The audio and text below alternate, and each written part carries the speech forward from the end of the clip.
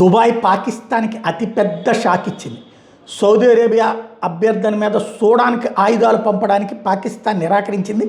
ఆ తర్వాత భారత జాతీయ భద్రతా సలహాదారు అజిత్ దోవల్ యుఏఈని సందర్శించడం, ఇదే సమయంలో యుఏఈ ఇజ్రాయెల్ నుంచి iron dome air defence system స్వీకరించి రక్షణ వ్యవహారంలో ఆయుధాలు, ఆకాశ్ ఎయిర్ డిఫెన్స్ సిస్టము, చమురు వాణిజ్యాల్లో భారత్తో కూడా ఒప్పందాలు కుదుర్చుకోవడం మొదలుపెట్టారు.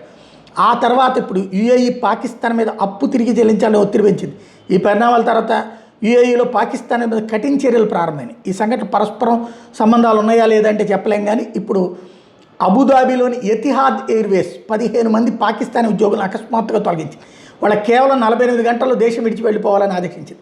సాధారణంగా పాటించే హెచ్ఆర్ ప్రక్రియలను అనుసరించకుండా నేరుగా ఇమిగ్రేషన్ కార్యాలయం ద్వారా ఈ చర్యలు చేపట్టినట్టు నివేదికలు చెప్తున్నాయి. తొలగించబడిన వాళ్ళు దాదాపు 15-20 సంవత్సరాల అనుభవం ఉద్యోగులు కూడా ఉన్నారు. విధానం సాధారణ ఉద్యోగులు తొలగింపు కంటే భిన్నంగా కనిపిస్తుంది. ఎతిహాద్ సంస్థ నిర్ణయానికి స్పష్టమైన కారణాలు అయితే వెల్లడించలేదు. తొలగింపు ప్రక్రియలో పారదర్శకత లేకపోవడం, ఇమ్మిగ్రేషన్ అధికారులు నేరుగా జోక్యం ఉండటం వంటి అంశాలు ఇది సాధారణ కార్పొరేట్ విషయం కాకపోవచ్చని అనుమానాలు పెంచిన కొందరు విశ్లేషకులు దీన్ని భద్రతా రాజకీయపరమైనటువంటి కారణాలు అన్నటువంటి విశ్లేషణ కూడా చేస్తున్నారు.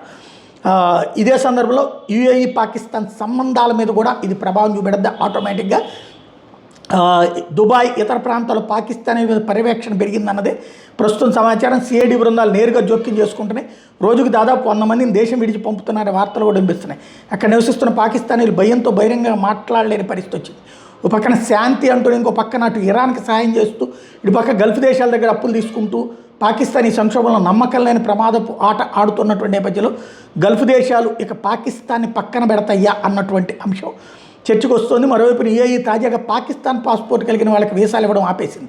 భిక్షాటం, స్మగ్లింగ్, ఇతర నేరాలకు సంబంధించిన కేసులు పెరగడం కారణంగా ఈ నిర్ణయం తీసుకున్నట్టు చెప్తోంది. ప్రస్తుతం కేవలం డిప్లొమాటిక్ బ్లూ పాస్పోర్ట్ ఉన్న వాళ్ళకి మాత్రమే అనుమతులు ఇస్తోంది. ఇది చాలా పెద్ద సంచలనం.